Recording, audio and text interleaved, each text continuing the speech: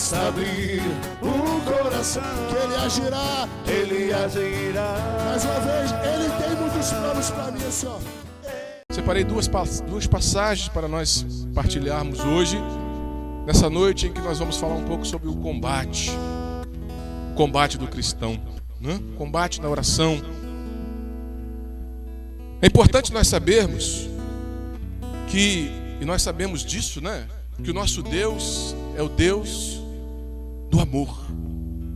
E quando Deus criou o homem, quando Deus criou, Ele pensou em nós. Quando Deus pensou no homem, quando Deus, né, no início de tudo lá, nós vamos ver no livro do Gênesis, quando Deus, né, cria o homem, Deus coloca tudo sob o domínio do homem. Era para ele dominar. Ele faz tudo, ele viu que tudo era bom, ele cria o homem, depois ele cria a mulher, e ele disse para o homem que tudo estava submetido a ele. O homem deveria ser, né, o representante, aquele que iria gerenciar o universo, aquele que iria gerenciar a criação. E como nós sabemos, entra o pecado por Adão e Eva, e começa a desgraça. E ali, a partir daquele momento da criação, né, do início da criação, o ser humano, essa criatura de Deus que somos nós, filhos de Deus amados, precisávamos começar um combate contra o mal, um combate contra o pecado. O homem, por sua opção, pelo livre-arbítrio, escolhe desobedecer a Deus, e por aquela obediência o pecado entra no coração do homem. E nós vamos ver lá no livro do Gênesis, eu não vou pegar aqui as passagens porque nós vamos demorar muito, e nós vamos ver que lá no capítulo 6, se não me engano, 5 do livro do Gênesis, nosso Senhor vai dizer uma coisa, nosso Deus vai dizer uma coisa: a maldade do homem era tanta no meio da humanidade que o homem que Deus se arrependeu de ter criado o homem. Diante da maldade, diante de era um matando, era Caim que já tinha matado Abel, e o pecado ia acontecendo, a corrupção, essa palavra do Gênesis que está lá, o título dela é esse, a corrupção da humanidade. Depois vocês olham no capítulo 6, né?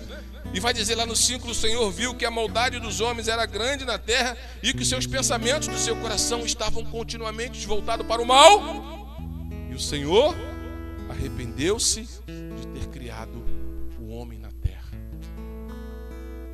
E a partir dali, gente, o que é bonito nós olharmos? Que Deus não desiste de nós. Deus não desiste do homem. Deus não desiste, né, do seu plano de amor. Apesar do homem ter escolhido o caminho inverso daquilo que Deus tinha pensado, Ele não desiste do homem. E Ele cria para o homem, Ele trilha para o homem um caminho de santidade. E esse caminho de santidade significava o quê? Era justamente a luta contra o pecado, a luta contra esse mal que entrou no meio e no coração do ser humano, e que nós, a partir daquele momento, nós precisaríamos lutar, nós precisaríamos combater contra essas forças. Eu pergunto para vocês, essa realidade que nós estamos vendo aqui, que nós lemos no capítulo 6 do livro do Gênesis, o Senhor viu que a maldade do homem era grande na terra e que o seu coração estava continuamente voltado para o mal. Eu pergunto para vocês, nós vimos alguma realidade diferente nos dias de hoje? Nós estamos vivendo alguma coisa diferente no dia de hoje? Disso do que a palavra nos apresentou aqui? O coração do homem voltado para o mal. Gente, estamos vivendo numa sociedade em que a sociedade quer que o homem vire mulher e que a mulher vire homem. Que as crianças, né, vá para uma feira cultural e ali elas possam passar a mão nos órgãos genitais de uma criança de 3 a 4 anos, passar a mão no órgão genital de um homem que está ali nu, deitado. As pessoas querem que o padre se case, que os casais se separem. Olha, o que nós estamos vivendo nos dias de hoje? Então esse combate está travado, e sobretudo nos dias de hoje, o que está acontecendo? Não é? Nós temos um inimigo que é sem vergonha. Ele dá o tapa e esconde a mão. Não é? O inimigo, em alguns momentos, ele se manifesta para nós, não é? E eu já vi isso, não sei se vocês já viram, não é? Eu já vi, né? Ele se manifesta para nós possessivamente. né? Tomando o corpo de uma pessoa, como nós já vimos na Escritura, várias vezes Jesus curar e libertar uma pessoa possessa. Mas eu não sei aqui quem já teve aqui o desprazer de presenciar isso. Eu já vi, né? Uma possessão demoníaca, uma pessoa possuída pela força do mal. Mas vocês percebem que muitas vezes essas situações são raras, porque o inimigo de Deus, sobretudo naquilo que diz respeito à família, à igreja, à comunidade cristã, o que ele faz muitas das vezes é o que acontece lá naquela parábola do joio e do trigo. O que acontece?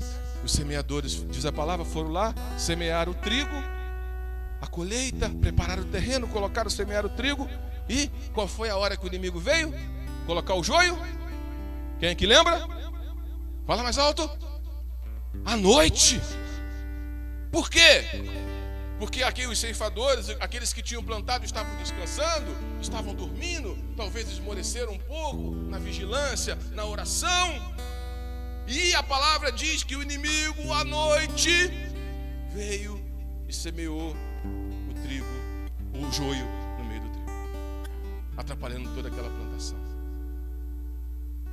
E meus irmãos, isso tem acontecido nas nossas casas, isso tem acontecido nas nossas famílias, coisas que nós não estamos percebendo.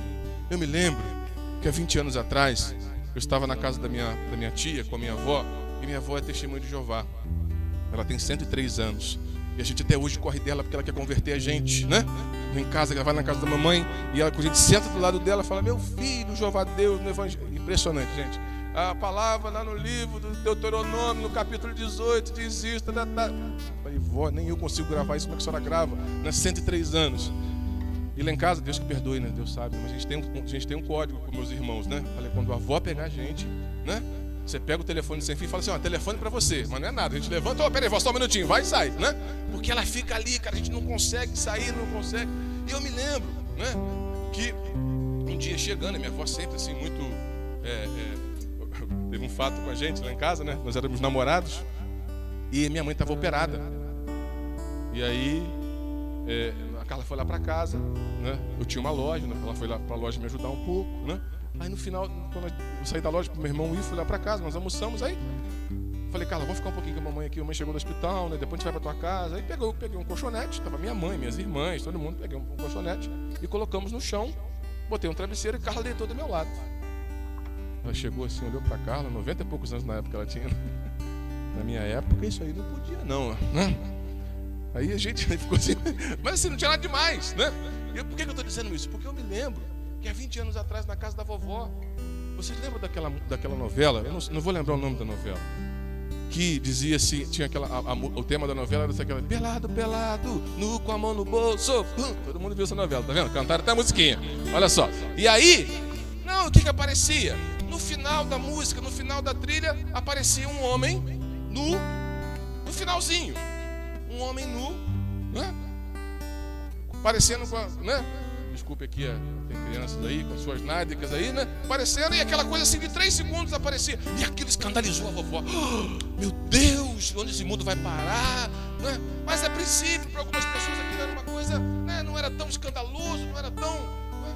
Mas sabe uma coisa? A que ponto nós chegamos hoje?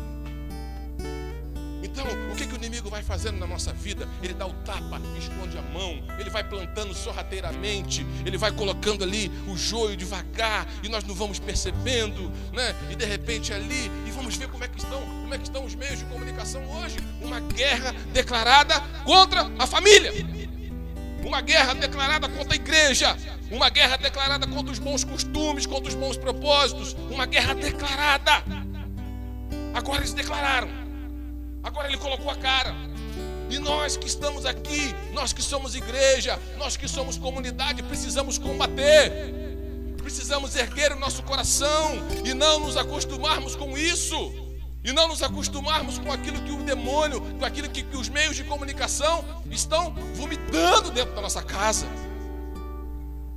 Nós não podemos, nós somos desse mundo. Mas nós não pertencemos a esse mundo. Nós somos desse mundo, estamos aqui, mas iremos, meus irmãos, a nossa passagem por essa vida, a nossa caminhada por essa vida é uma passagem. Nós somos uma igreja peregrina. Uma igreja que caminha. Uma igreja que caminha rumo à santidade. Sabe, o que vai adiantar na tua vida? O que vai adiantar na minha vida depois de toda a caminhada? Depois de 7 semanas da torre de oração, diante de tantas reuniões aqui na comunidade, na pastoral da família, no Casais Restaurados, no SCC, no Cursilho, né?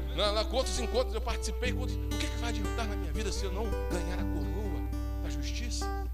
Se no fim da minha vida, nosso Senhor não chegar e dizer assim, toma aqui a coroa, você está coroado, sabe para quê? Porque a coroa, o mérito, a medalha é para aquele que luta, é para aquele que combate, é para aquele que tem disciplina. Isso tem faltado na vida dos cristãos. Isso tem faltado na vida da igreja católica. Sabe, nós estamos vivendo uma pastoral light. Nós estamos vivendo os nossos encontros light. Nós estamos vivendo, né? Nós nos acostumamos a viver, né? com aquela vidinha do católico que se contenta em ir à missa, né? 6 horas da tarde para cumprir o preceito, e nós não queremos assumir o compromisso. O compromisso primeiramente da vida de oração, o compromisso com o jejum, o compromisso com a oração do terço. Eu poderia fazer uma enquete aqui. Quem aqui reza o texto todo dia? Posso dizer uma coisa para vocês? Acabei de rezar o rosário agora na viagem. O último terço com a minha família. Sabe, isso tem sido uma constante na nossa vida, na minha vida. Acabei de rezar o meu rosário agora, sabe por quê? Porque eu tenho consciência da minha missão. Não é missão no Casais Restaurados, não. Não é missão só porque vinha pregar aqui hoje na comunidade Alegrávios, não. Sabe qual é a minha primeira missão? É levar aqueles 2 que estão ali, mas aquela de 6 anos que está lá em Itaipava para o céu. Eu preciso ser pai. Eu preciso ser um pai de Deus. Eu preciso transmitir valores para os meus filhos. Eu preciso ser o marido de Deus. Eu preciso ser sinal da presença de Deus para essa mulher que está aqui do meu lado. Sabe? E depois tem a minha missão na igreja. Depois tem a minha vida profissional. Sabe? E nós cantamos aqui, né? Eu tomo posse da graça de Deus. Eu tomo posse da cura. Eu tomo posse da bênção. Sabe? E de fato isso tem que acontecer, gente. Sabe por quê? Porque muitas vezes o que nós estamos fazendo aqui, eu digo para vocês que que eu vejo aqui hoje um pouco raridade da igreja, né? Um grupo de oração que reza, né? Pessoas sedentas, pessoas que querem. Mas eu digo para vocês, de nada vale isso aqui se na nossa casa não mudar. Se nós não combatermos para sermos melhores dentro da nossa casa, se nós não combatermos para sermos melhores dentro da paróquia, se nós não combatermos para sermos melhores dentro da nossa família, dentro do nosso matrimônio, com os nossos pais, na obediência aos pais, na educação dos nossos filhos, de nada vale. Sabe por quê? Nós vamos viver de grupo de oração, nós vamos viver de torre, nós vamos viver de reunião da paróquia. Não, você sabe qual é o maior milagre que precisa acontecer na vida do homem? Que pode acontecer na vida do homem? Não é um cego enxergar aqui, não. Talvez entrar alguém ali com a cadeira de roda e chegar aqui o irmão dizer: levanta-te e anda em nome de Jesus, nós vamos glorificar a Deus por isso, e nós cremos que isso pode acontecer. Mas o maior milagre que tem que acontecer na vida do homem e de uma mulher é a sua conversão, é a sua mudança de vida, é fazer com que essa palavra que é semeada aqui a cada semana, com a palavra que eu recebo, que ela possa entrar no meu coração e produzir frutos. E posso dizer para você por que as nossas igrejas estão vazias? Por que os nossos grupos estão vazios? Por que nossas pastorais estão vazias? Porque as pessoas não têm mais paciência de ler a palavra. E sabe quem deveria ser a palavra para eles? Nós.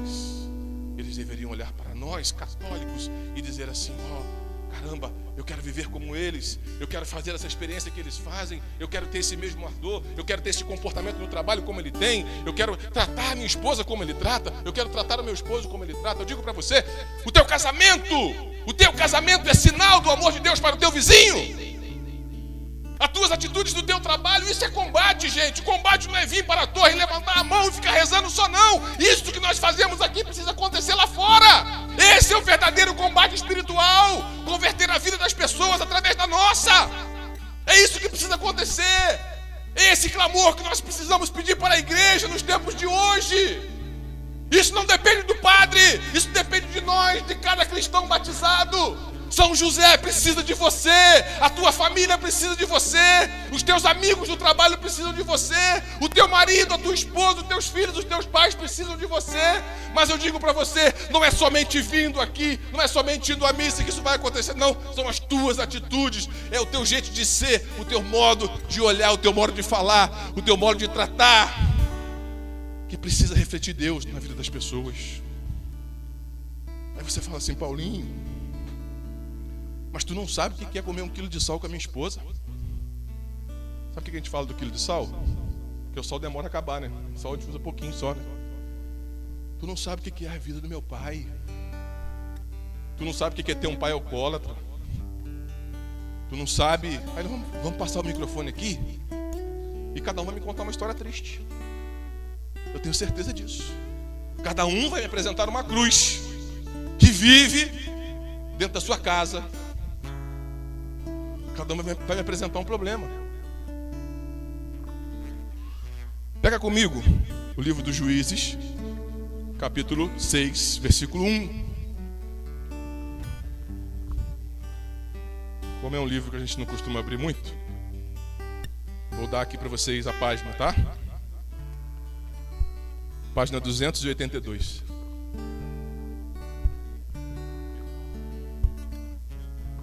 Livro dos Juízes,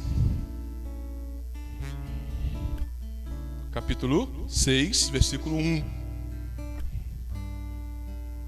282. Capítulo 6, versículo 1.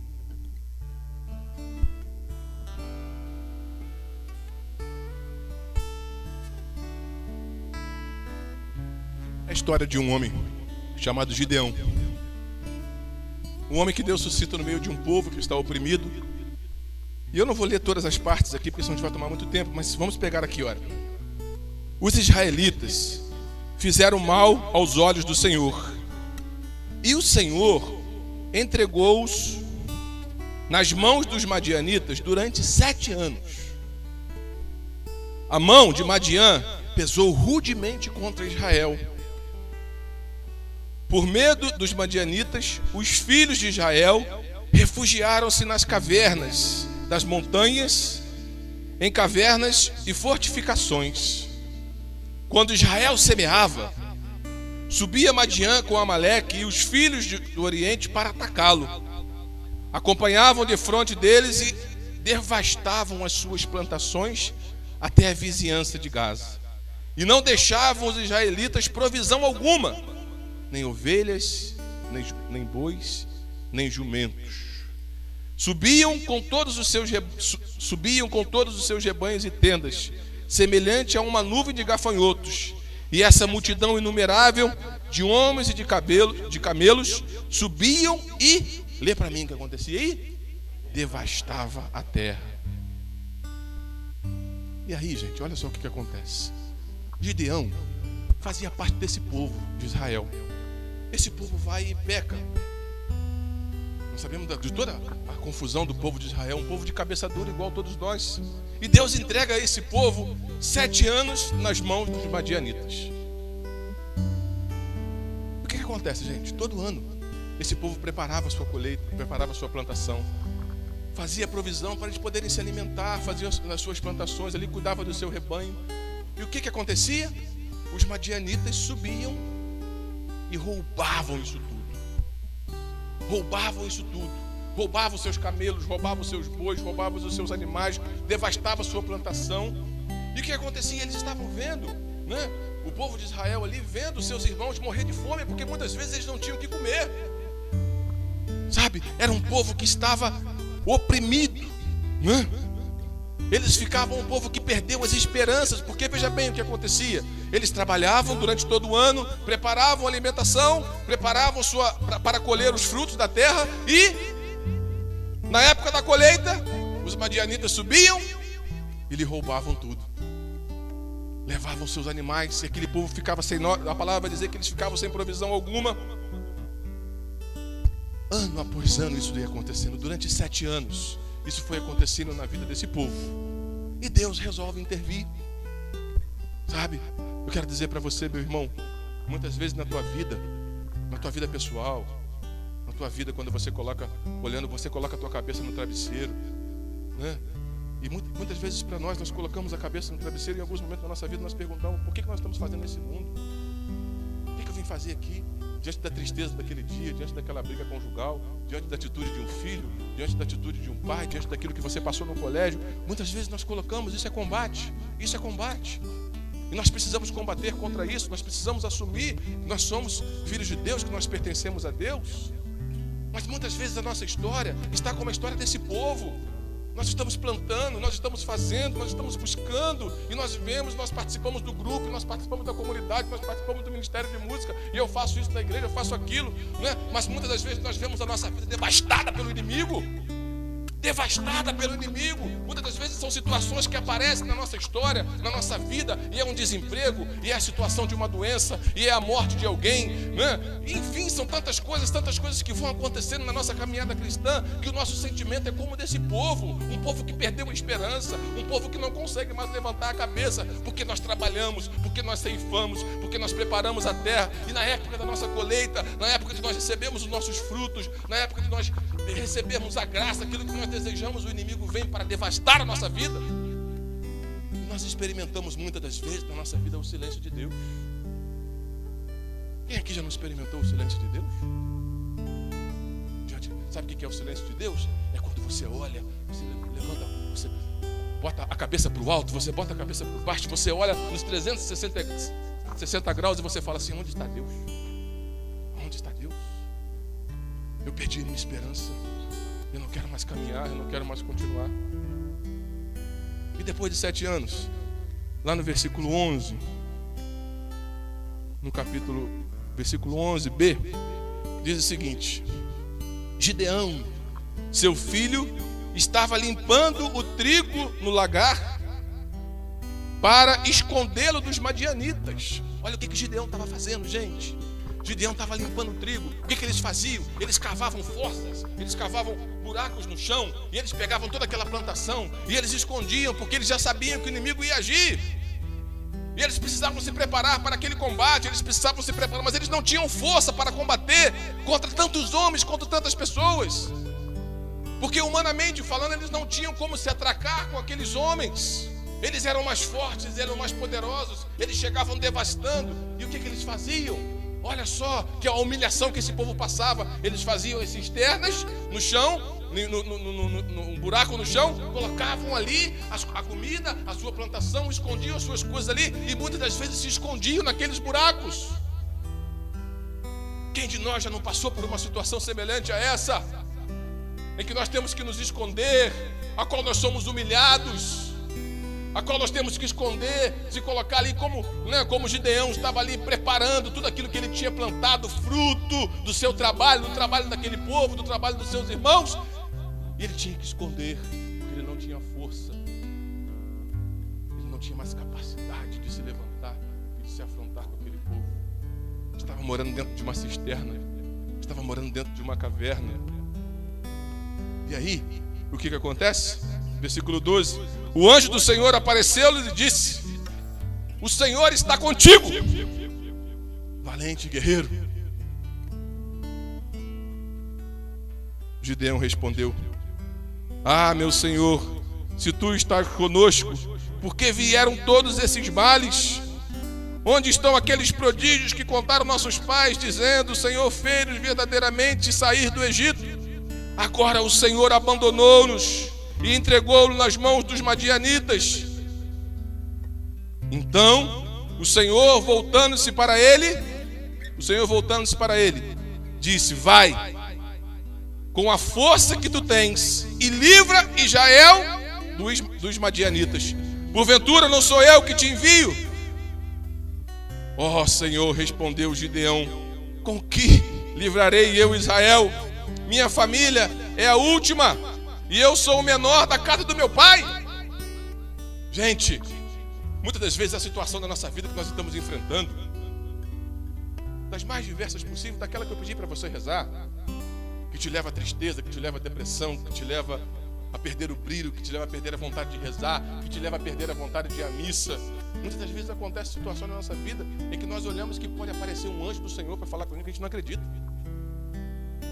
Deus mandou um anjo, gente. Deus mandou um anjo para se apresentar. Imagina a cena, né? O anjo lá na frente de Gideão. E aquele homem que estava ali, oprimido, deprimido, sem esperança, sem perspectiva, fugido da sua terra, com medo. Qual é o sentimento que encaixa na tua vida hoje?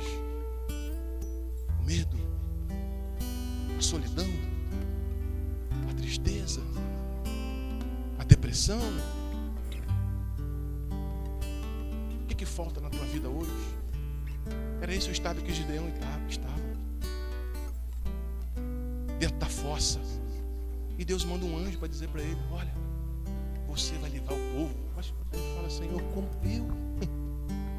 Olha a situação, né? Se fosse um de nós, tu quer saber uma situação dessa? Está morando dentro de um bairro, dentro de um buraco em São José, com medo dos inimigos te pegar, te atacar, nem eu querendo te matar. E Deus chega para você e fala assim: não, sai daí, rapaz, vai lá, né? Vai lá combater contra esse exército. O que tu falaria? Ah, vai pro raio que o parta, não está vendo a minha situação aqui não, né? Porque diante da nossa crise, né? Diante dos nossos medos, diante da nossa humanidade, nós não acreditamos, nós não conseguimos nem mais ver Deus. E esse é o grande mal, esse é o grande feito do inimigo na nossa vida. Quando ele tira em nós a capacidade de enxergarmos quando Deus está nos falando. E é isso que o inimigo quer fazer na nossa vida. Gente, nós estamos perdendo a noção do sagrado. Você desculpa aqui os parentes que eu faço. Mas tem coisa que eu estou falando que eu nem imaginei que vai falar aqui hoje. Mas tudo bem, vamos lá, né? Nós estamos perdendo a noção do sagrado. O povo não sabe mais o que é fazer uma genuflexão na igreja. Sabia? São José, eu sei que não acontece isso. Hã? Mas olha, tem gente que faz uma reflexão assim, ó. Ah, vai pro raio que o parta!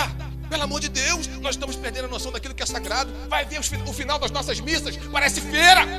Nosso Senhor está no sacrário, o Santíssimo está ali, a luz está acesa, a luz vermelha está indicando a presença do Senhor e o povo está lá fazendo reunião dentro da igreja. Vai ver o que são o início das nossas missas. Um lugar onde nós deveríamos estar aproveitando para rezar pela nossa casa, para rezar pelo nosso trabalho, mas nós estamos ali simplesmente para cumprir o preceito. E tenho certeza que aqui não tem ninguém que é assim, mas tem muita gente dentro da igreja que é assim. Nós estamos perdendo a noção daquilo que é sagrado. Nós não reverenciamos mais o altar. Nós não respeitamos mais o Padre como a pessoa de Cristo, como aquele a quem nós deveríamos beijar a mão todos os dias. Sabe por quê? Porque apesar da humanidade, apesar dos pecados do Padre, apesar dele, né, às vezes ele brigar com a gente, apesar, ele é homem, mas sabe, ele traz na sua mão, no seu coração, algo que ninguém pode nos dar a não ser o sacerdote, a bênção, o perdão dos pecados. É Ele que vai te batizar e vai dizer que o céu se abra, e a partir desse momento tu se torna um filho de Deus. É Ele que vai dizer: o que Deus uniu, o homem não separe. É Ele que na hora da dor, da morte, vai clamar e vai te dar o óleo da unção, pedindo a Deus que perdoe os teus pecados e que te receba na vida eterna, ou cure a tua alma. É só Ele que pode fazer. Sem o Padre não há Eucaristia, meus irmãos. Sem o Padre não há missa. Se não tiver padre na cidade de São José, o máximo que pode acontecer, se tiver o Santíssimo Sacramento na igreja, o ministro pode fazer a celebração da palavra. Mas a missa, só o padre pode celebrar. E nós estamos tratando o padre como nosso amiguinho, né? Então o padre tem que ser chamado de padre. Desculpa a expressão, não é João, deve se chamar. Não é Mário, não é Luiz, é padre, porque ele é pai. Sabe? Olha aí. Vê se o que eu estou falando, talvez aqui não aconteça isso, graças a Deus, né? Olha o início da missa, olha o final da missa. Nós perdemos a noção do sagrado. E essa capacidade que o demônio vai fazendo no nosso coração, na nossa vida, em que ele vai neutralizando, nos neutralizando. Aos poucos, nós já vamos percebendo, sabe por quê? Porque nós estamos na igreja. É isso que o demônio quer. Um povo que fique na igreja, mas um povo que seja morto. Um povo que seja morto, um povo que vai à missa para cumprir o preceito, mas que não tem a noção daquilo que está fazendo, um povo que não se confessa, que não busca o sacramento da confissão, um povo que não reza um terço. Ou seja, nós estamos vivendo, né, um cristianismo barato, um cristianismo que, vou dizer para você, nem para o demônio serve, porque ele não quer. Gente morna, o demônio não quer. Ele se aproveita delas. Ele só quer gente fria. O demônio quer gente fria, gente que seja gente do mal. Os mornos ele não quer, não. Então a palavra vai dizer: tu é quente ou tu é frio, porque morno eu te vomito. Sabe, meus irmãos, eu não sei qual é a tua história, eu não sei qual é a história da tua família, eu não sei qual é a história do teu casamento, eu não sei qual é a história do teu trabalho, eu não sei o que você traz na tua alma. Tem aqui, talvez aqui uma meia dúzia de pessoas que eu conheço, mas eu não sei da vida, não sei nem onde mora. São irmãos que nós encontramos nos congressos, né? No seminário, nos bingos, nos encontros, já passamos por alguma missão juntos. Mas eu quero dizer uma coisa para você. Eu não sei qual é a situação que você está. E especificamente hoje eu quero falar para você da tua família. Eu não sei qual é a situação da tua família. Eu não sei qual é a situação dos teus pais, dos teus filhos, do teu casamento. Mas eu quero te dizer uma coisa. Nessa noite, Deus me enviou aqui para dizer para vocês, para cada um de vocês, que Ele depende de você para salvar a tua casa. Assim como Ele fez com Gideão. Gideão, levanta-te. Eu preciso de você. Gente, não dava para aquele homem acreditar. Como é que ele vai acreditar naquilo? Já está acreditando naquela situação. E talvez você olhe a realidade. Você fala assim: meu Deus, meu pai deve 20 anos. Como é que isso vai acontecer? Nossa, meu marido, né? Nós estamos vivendo um adultério dentro de casa muitas das vezes, né? Nós estamos vivendo esse mal dentro da vida conjugal, né? E muitas das vezes homens e mulheres tolerando esse mal dentro de casa. Maridos e mulheres que dormem em camas separadas. Sabe? Marido e mulheres da igreja que dormem em camas separadas. Mas eu quero dizer para você, Deus quer mudar a história. O que nós estamos vivendo dentro dessa sociedade que quer falir aquilo que é de mais sagrado, dessa instituição de Deus mais sagrada que Ele colocou na face da terra, que é a família, que é o homem e mulher, que através dele, né, nós temos a capacidade de procriar, de trazer novas vidas, de gerarmos vidas de Deus para a humanidade. É isso que o demônio quer destruir, e Deus está chamando você que veio aqui essa noite. Eu vou dizer para você, desculpa a expressão, se você não sabia, fique sabendo agora, chupa essa manga, porque a responsabilidade é sua, é sua. E a quem muito foi dado, muito será cobrado. Deus chama Gideão para transformar aquela história. E sabe o que acontece humanamente? Ele olha, ele fala assim: olha, Senhor, né? A minha família é a última. Eu sou o menor da casa do meu pai. E olha o que Deus diz para ele: eu estarei contigo. Versículo 16. Lê comigo quem está com a Bíblia bem forte. O Senhor replicou: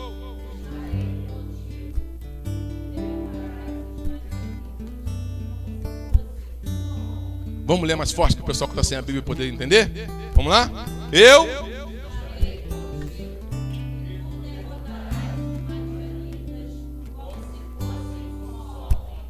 Foi isso que Deus mandou te dizer. Quais são os madianitas que estão querendo afundar a tua história? O que os madianitas desse mundo, nos tempos de hoje, roubou da tua casa? O que os madianitas desse mundo estão fazendo na tua vida? O que os madianitas do mundo de hoje estão fazendo dentro da tua história, dentro do teu trabalho? Deus te chamou aqui para te dizer isso. Eu conto contigo nesse combate. Sabe? Eu conto com você e tu, né? Eu estarei contigo. Tu derrotarás os madianitas como se fosse um só homem, embora você esteja vivendo numa caverna, embora você esteja com medo, embora você olhe e fale assim, humanamente olhando as possibilidades. Não, nós não temos possibilidade de resolver essa situação. O Paulinho não sabe o que ele está falando porque ele não mora lá em casa. Não sei o que eu estou falando, é Deus que está te dizendo. É Deus que está te dizendo: tu derrotarás o mal, tu combaterás por mim os madianitas como se fosse um só homem. E aí, gente, eu não tenho tempo de falar de tudo. Tem uma história muito bonita que Deus coloca, que Gideão coloca o anjo à prova. O Gideão, depois de perceber o que estava acontecendo, aquela palavra cai no coração dele, e ele fala assim para o anjo: olha, vamos fazer o seguinte. Então tá bom. E ele começa a se convencer que era Deus que estava falando com ele. O que acontece, gente? A palavra do anjo começa a brilhar no coração daquele homem. Aquele homem começa a se abrir, e ele começa, pela graça de Deus, a ver possibilidades de mudar aquela história. Veja bem uma coisa. Pergunto para vocês: aquele povo tinha necessidade de passar o que estava passando? Deus não podia mandar um raio sobre os madianitas, né? Fazer assim, ó, né? Deu um raio e deu morrer todo mundo queimado, né? Deus não podia fazer um grande tremor naquela terra onde eles estavam, né? E aquelas montanhas, né? Iriam se abrir, aquelas pedras iam rolar e ia matar todo mundo. Mas sabe o que Gideão vai nos mostrar? Que Deus criou o mundo sem a nossa ajuda, mas Ele quer salvar o mundo com a nossa ajuda. Deus criou o mundo sem a nossa ajuda, mas Ele quer salvar o mundo com a nossa ajuda. E por isso Ele suscita homens, suscita mulheres para serem valentes guerreiros, para ir com a força que tu tens. É isso que o anjo disse para o Gideão: coragem, valente guerreiro. Ou seja, acontece ali uma oração de cura.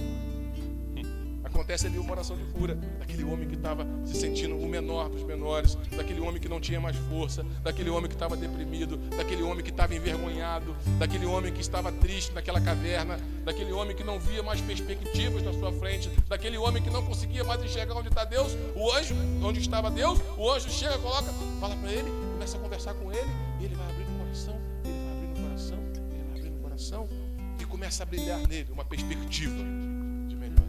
E aí ele vai falar para o anjo: olha, vou fazer o seguinte, eu vou colocar um novelo de lã no telhado. Vou colocar um novelo de lã no telhado. Se eu acordar amanhã e o novelo estiver seco, eu acredito que é Deus que está falando comigo. E o anjo aceitou o desafio. Gideão foi dormir, colocou o novelo de lã em cima do telhado. O que aconteceu? Quando ele chegou lá de manhã cedo, o que aconteceu? O novelo estava molhado. E aí Gideão falou: é Deus mesmo. Mas vamos fazer o seguinte. Né? Vamos fazer o contrário agora. Eu vou colocar um novelo de lã no telhado. Se agora ele estiver seco, eu acredito que é Deus que está falando comigo. Gideão foi dormir, acordou de manhã cedo. O que aconteceu? O novelo estava seco. E ele falou assim: agora não tem jeito. Agora eu tenho que ir. Os caminhos de Deus, os planos de Deus para os nossos combates, eles não são os nossos. Pena que nós não podemos. Essa palavra aqui tem que dar um retiro. Tem que fazer um retiro com ela, viu? Né? Essa palavra aqui dá um retiro de um dia inteiro, de 2 dias, né?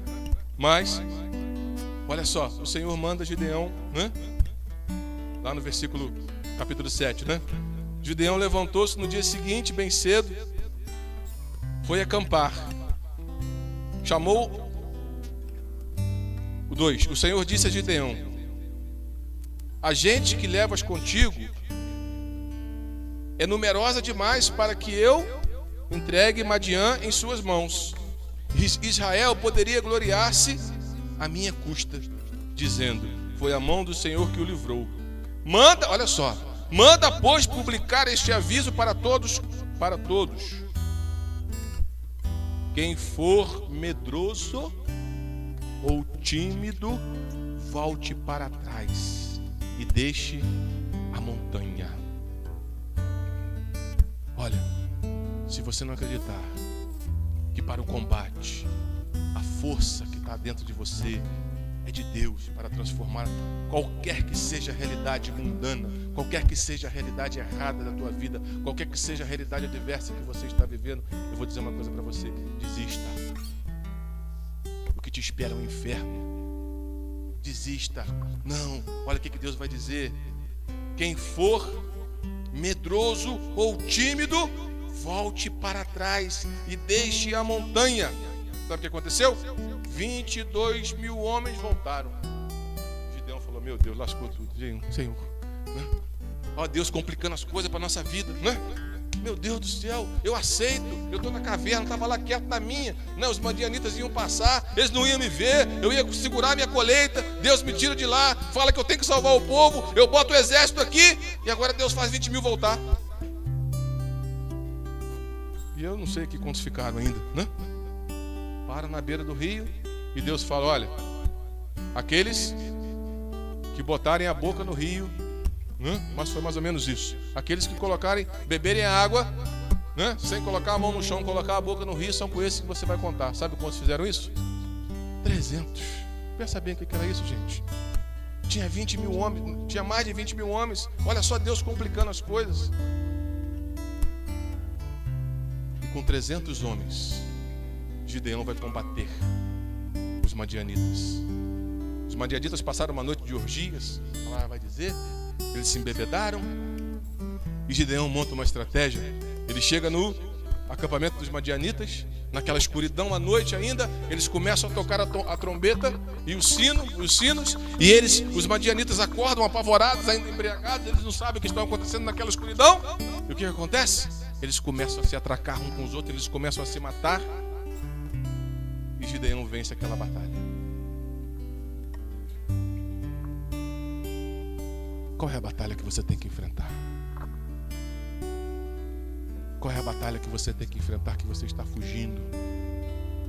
Qual é o combate que você precisa se levantar e ser o primeiro a dizer não contra isso? Qual é o combate? Qual é a realidade que você precisa mudar na tua história, na tua vida, na tua família? Muitas vezes, diante do combate, nós temos duas alternativas.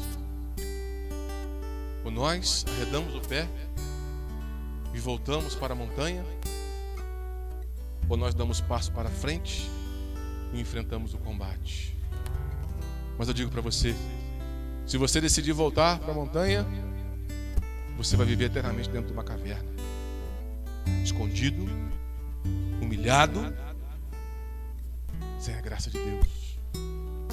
Há coisas que aos nossos olhos são impossíveis de acontecer.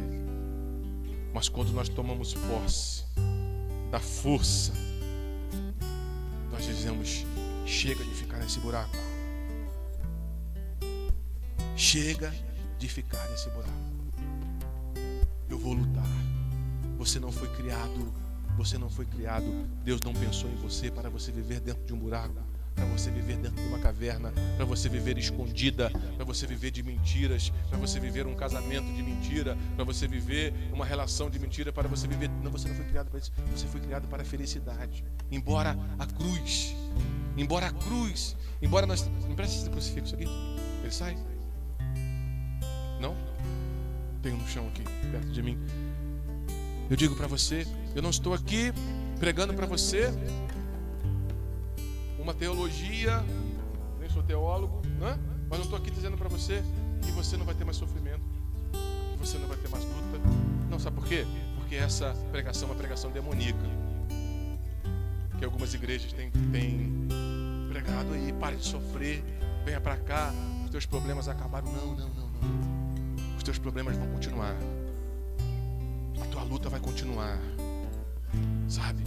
Mas quando nós olhamos para isso aqui, quando nós olhamos para o crucifixo, quando nós olhamos para o Senhor crucificado, é Ele dizendo para nós: coragem, porque se você não acredita mais em você, eu acredito. Isso aqui foi porque eu acreditei em você. Esses pregos que vocês estão vendo aqui, foi porque eu acreditei em você. Era para você, mas eu assumi para mim. As chagas que vocês estão vendo, está vendo essa ponta dessa lança, era para nós merecíamos isso, mas Ele assumiu por nós, Ele assumiu as nossas dores, Ele assumiu as nossas enfermidades, Ele assumiu os nossos sofrimentos. Mas Ele não pode salvar o mundo sem você. A salvação é um dom, é gratuito. Foi pela graça que nós fomos salvos. Mas se você não fizer a tua parte, meu irmão, se eu não fizer a minha parte, se eu não combater dia após dia, nas pequenas e nas grandes coisas, nós não teremos êxito. E a vida do cristão, ela não pode ser compreendida sem a cruz de Cristo. Ser cristão de verdade é ter coragem de abraçar a cruz e dizer: Senhor, eu vou prosseguir decididamente. Embora o que se apresente para mim nesse momento seja uma caverna, embora a possibilidade que eu vejo humanamente, olhando os numerosos madianitas que estão nesse mundo para me matar, para me sufocar, humanamente eu não vejo saída, mas eu, acreditando na tua palavra, como Gideão, eu vou me levantar e eu vou combater. Eu vou combater contra a minha depressão, vou combater contra a minha tristeza, eu vou combater contra esse mal que está dentro do meu casamento, eu vou combater contra o adultério, eu vou combater contra as minhas mágoas, eu vou combater, Senhor, eu vou combater. Posso te dar uma notícia? Para não te enganar, sabe quando que isso vai acabar? Sabe quando que isso vai acabar? Esse combate? Talvez você vai pensar assim, olha, quando terminar aqui a torre, isso tudo vai acabar. Não, vai piorar. Sabe quando isso vai acabar? Quando nosso Senhor voltar. Sabe, quando Ele voltar, Ele quer olhar para cada um de nós e dizer assim, olha, toma aqui, valeu a pena. Você fez por onde? Você lutou, você acreditou, você assumiu, você lutou pela tua casa, você lutou pela tua vida, você lutou pela tua felicidade. Queridos, tu é filho de Deus. Tu é filho de Deus. Tu é nada mais, nada menos do que filha de Deus. Filha de Deus, amada por Deus. Deus sabe quantos cabelos tem na tua cabeça e quantos já caíram. Sabe quando você se assenta, quando você se levanta, quando a tua alma está em cima ou cá embaixo, Deus te conhece, Deus sabe da tua história, tu é filha de Deus, tu nasceu para vencer, tu nasceu para ser feliz, tu nasceu para ser feliz, tu nasceu para glorificar a Deus. Ainda que a cruz se apresente para você, você nasceu para glorificar a Deus. Toma posse disso na tua vida, não deixa a derrota, não deixa os homens, não deixa o teu trabalho, não deixa o teu patrão, não deixa aquilo que é de mal, aquilo que é adversidade te derrotar. Não, tu és um vencedor. Toma posse disso. Sabe, nós vamos olhar a nossa história, em alguns momentos sim, nós precisaremos nos esconder dentro das nossas cavernas, mas eu digo para você, creia que Deus enviará um anjo. Sabe, Deus precisa de você de pé, a tua família precisa de você de pé, São José precisa de você de pé, a tua paróquia precisa de você de pé, os teus filhos precisam de você de pé, o teu marido precisa de você de pé, a tua esposa precisa de você de pé, essa comunidade precisa de você de pé para salvar, de pé para combater, de pé para guerrear. É isso. Deus criou o mundo sem ti, mas Ele não quer salvar o mundo sem ti. É um mistério. É um mistério. O combate é isso. E às vezes nós pensamos, não, o demônio vai se apresentar para a gente assim, não. As pequenas coisas. Saia daqui com esse propósito de ser melhor nas pequenas coisas, de ser presença de Deus para as pessoas que estão do teu lado, as pequenas coisas. Que as pessoas possam olhar para você e perceber assim, ali tem um evangelho vivo, ali tem amor de Deus, ali tem graça de Deus. É disso que a humanidade precisa. Se todos os cristãos vivessem dessa forma, não teria ideologia de gênero. Não teria. Nós não precisaríamos estar aí batendo, debatendo, fazendo passeata, combatendo, fazendo abaixo-assinado. Não teria, sabe por quê? Bastaria o nosso testemunho. As pessoas olhassem para nós e falassem assim, olha como aquela família vive, olha como aquela família é santa, pai, mãe, filhos, olha só, nós queremos ser como eles. Estão apresentando novas alternativas, porque falta testemunhos das verdadeiras alternativas. Nós precisamos acordar para isso. Digo para vocês, o fim dos tempos está aí, gente. E sabe como que nós nos manteremos de pé nesse combate? Adorando a Jesus na Eucaristia. Adorando a Jesus na Eucaristia. Você é daqueles cristãos que, sei que São José não tem isso também, né?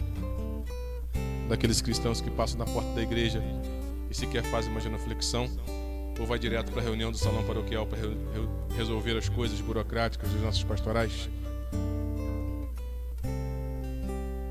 Aqui não acontece isso, graças a Deus. Sabe como que nós vamos combater? A oração do terço diária, a oração do rosário. Não se permita mais sair da sua casa. Meu texto ficou no carro, sem o teu texto no bolso. Está aí? É o meu não? Está no carro. Coloca o teu texto no bolso.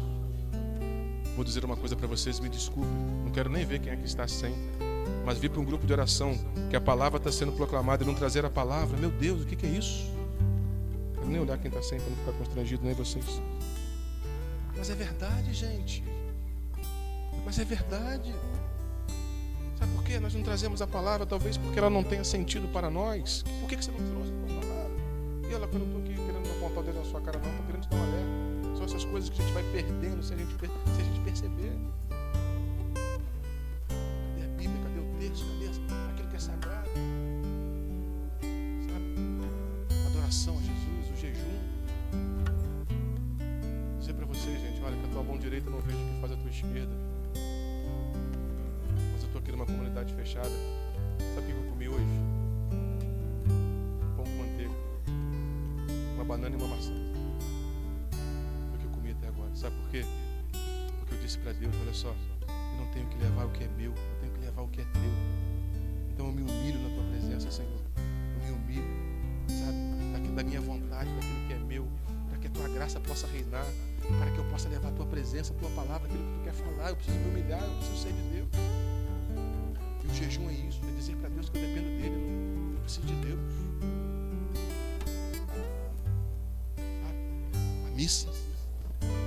A missa, como você tem participado da missa, a confissão. Eu digo a você, gente, olha só, para estar aqui, que nem nós estamos, tem que ser católico.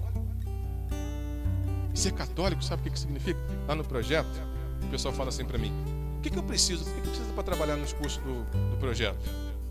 Aí eu falo, tem que ser católico. Aí o pessoal, católico eu sou. Que bom. Ser católico, aí eu digo, tem que ir à missa todo domingo. Tem que se confessar. Tem que rezar o texto. Tem que ler e meditar a palavra de Deus. Não é? Isso é ser católico. Tem que rezar o texto. Tem que adorar Jesus na Eucaristia. Isso é católico. Porque através daí, às vezes nós queremos, né? Isso que nós estamos fazendo aqui é muito importante, gente, né? Rezar um pelo outro, levantar o braço, clamar o Espírito Santo, pedir a Nossa Senhora. Nós precisamos de comunidades assim. Mas eu digo para você, se nós não estamos buscando o essencial, aquilo que sustenta tudo isso que nós estamos vivendo aqui, que é a Eucaristia, que é a devoção à Nossa Senhora, que é a busca dos sacramentos, é em vão. Desculpa dizer isso para vocês, é em vão. Combater é isso, é estar eucaristizado, é ser devoto de Nossa Senhora. Aí nós temos as armas para lutar contra o mal. Aí quando o anjo chegar para a gente e falar assim, olha, você, né? Estou contando com você, sabe o que vai acontecer? Você não vai precisar pedir nenhuma prova para o anjo, não. Não vai precisar colocar novelo de lã em cima do telhado, não. Sabe por quê?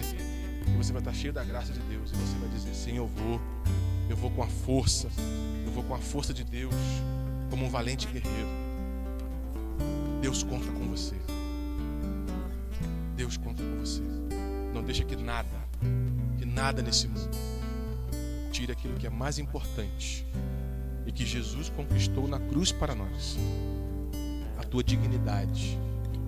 Você é digno de ser chamado filho de Deus por causa desse ato. E o demônio, ele não tem poder de te colocar dentro de uma caverna, de te humilhar, de te derrotar. Porque está aqui, o ato, está assinado a tua vitória. A tua vitória foi assinada nessa cruz aqui, Sabe o que você precisa fazer? É simplesmente tomar posse. Tomar posse. Mesmo quando a visão se turva. Tem a música da Celina que diz isso. Nós vamos cantar daqui a pouquinho a música. Sabe o que a visão se turva? Quando a gente olha assim, né? De repente tu olha, tu não consegue enxergar direito o que está acontecendo, né? Aquela coisa, e o coração só chora. Nós olhamos para a nossa história, e é uma história de solidão, de tristeza, mas nós temos na alma a certeza da vitória. Não deixa que o demônio combata.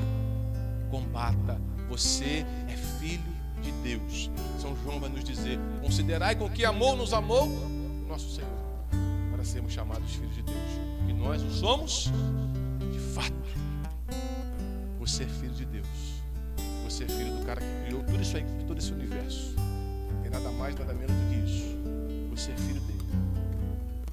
Então não há Madianita. Ninguém nesse mundo poderá te separar do amor, da graça de Deus. misericórdia de Deus se estende para nós. Caiu, meu caro, levanta, vai buscar a confissão. Está fraco, vai buscar a força da Eucaristia. Perdeu as forças, reza o terço. Pega o seu terço, vai rezando para o trabalho a partir de amanhã, no ônibus, no carro, no caminho para a igreja. Mas não seja um cristão médio. Assuma a grandeza de Deus que está no teu coração. Deixa Deus ser Deus na tua vida. Deixa Deus ser Deus na tua vida. Buscai o reino de Deus. A palavra diz: buscai o reino e tudo mais vos será acrescentado. Sabe o que é buscar o reino? É deixar Ele reinar. É deixar Ele ser o Senhor. A partir do momento que Ele é o Senhor, a partir do momento que Ele é aquele que vai ser o regente da tua vida de fato, o resto virá por acréscimo. Coragem. Coragem. Levanta a tua cabeça. Sai da tua caverna. Sai da tua caverna. Tu és um valente guerreiro. Foi o que Deus disse para Gideão. Vai com a força que tu tens e livra Israel dos madianitas. Eu estarei contigo.